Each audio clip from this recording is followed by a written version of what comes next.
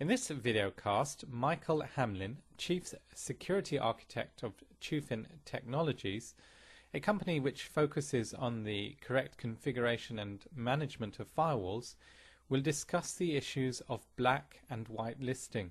Blacklisting gets into the standard of how do I block everything that's bad, right? Or every site that's bad. Every site that's bad. It's an impossible task unless you have a crystal ball, in which case you've got a really good job in IT, right?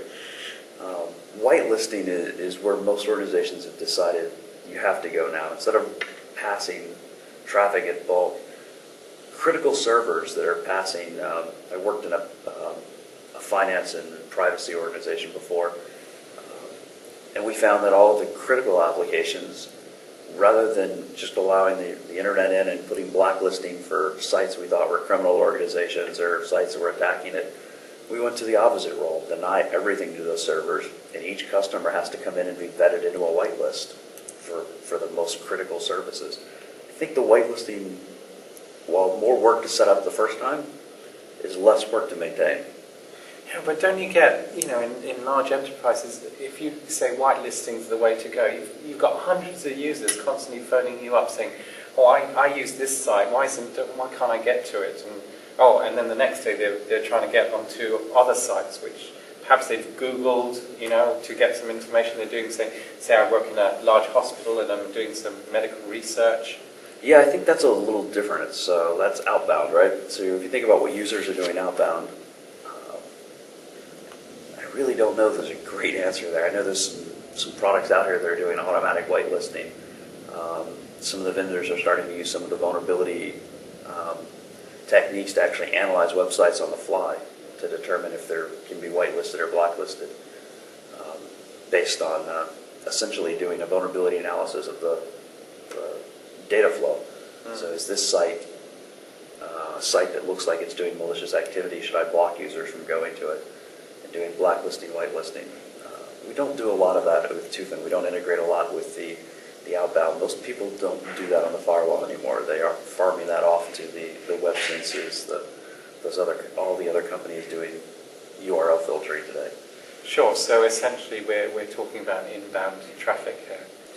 Yeah, I think most firewalls today are focused much more on what's inbound and cross-zone. So more firewalls are being deployed deeper in the organization between segments. As we flattened out the network in the last 5 years, everybody connected everything to the internet. We've realized that probably wasn't a good idea. We now see massive data breaches where data that should have never been available on the internet got there. So more companies are segregating internal firewalls to control what moves between groups of servers, groups of users, and the groups of servers. And that's a management challenge in itself. It is. Yes. And okay. So before we end this video cast, can you give our watchers three crucial tips that maybe they're not the basic ones that they read about all the time? Right. Sure. I think the first thing to focus on firewall design and firewall policy is organizing around groups of risk is been the standard. One thing that I've recommended people also look at is organizing their firewall based on SLAs. Every organization has layers of devices that each have different SLAs. When they get mixed up in one environment, every firewall becomes critical. If you separate those, then you get your real business-critical firewalls protecting the business-critical assets. And outbound web surfing normally isn't as much of a business-critical. We like to think it's important. We need to surf the web. We need to go, but it's not the same thing as your server running your e-commerce or your revenue-generating transactions, right? The second is in designing firewall rule bases.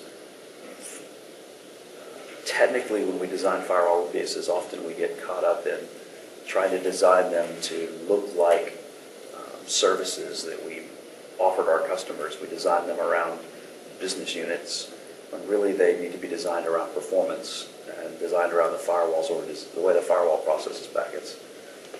And I guess tip number 3, trust nothing. The new model in the network, many organizations have decided to allow users to start buying their own PCs, run their own PCs, so the whole network becomes untrusted. So if you think about trusting nothing in how you design a network, you end up with a better stance, and you end up with more policy enforcement points. Maybe they're not all firewalls, but different places to enforce policy and organizational structure. Michael, thank you very much for your time. Thanks, Ben.